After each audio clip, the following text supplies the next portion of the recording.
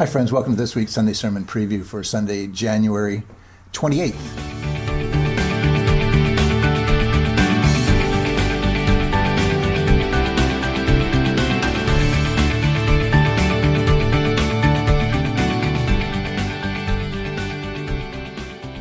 First of all, I want to thank you for your prayers for my health concerns. Still haven't got any final word. Went to UCLA and had another procedure done, and they're still confounded by the fact that they haven't found any malignancy in those cells, which is good, but they still believe it's cancer. But God's working with them. God's working through me, and I just thank you so much. And I just got to keep believing that it's all about Jesus and it's not about Brian Bearchell. A lot happens here at the Torrance Corps, and I want you to remember to be sure to look at the bulletin for any upcoming announcements and the events.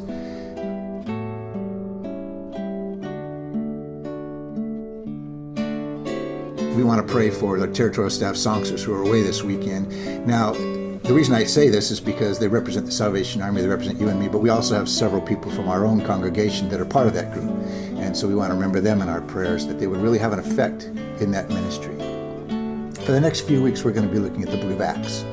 The Acts is a continuation of the Gospels, and it's though it was written back in 63 to 70 AD, somewhere around that time. We want to make sure that I want to show you that, or we're going to see that it's very valid to us today in our own church.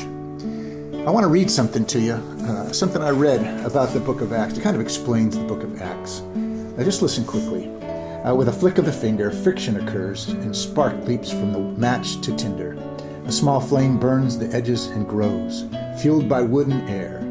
Heat builds, and soon the kindling licked into orange and red tones.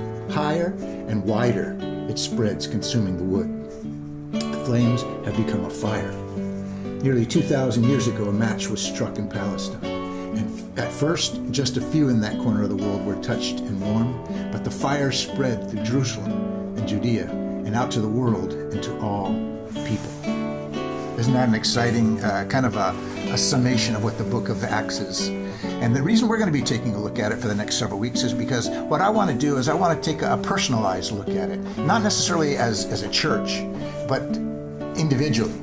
And what we're going to do is I want us to place ourselves in the place of the disciples. I want us to feel what they felt when they were filled with the Holy Spirit. I want us to be thrilled when they see thousands respond to the gospel message. And I want us to sense that same sense of commitment that they had, where they gave every ounce of talent and treasure to Christ. And as we travel this road, we're going to match the Spirit-led boldness that these first century believers who, through suffering and in the face of death, took every opportunity to tell others about Jesus Christ.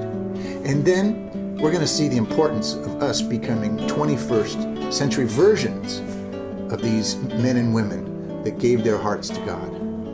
This Sunday, it's one of the hardest passages for me, especially at this time in my life, but it's one of these hurry up and wait sort of things, where we're promised something, but we're told to wait for it.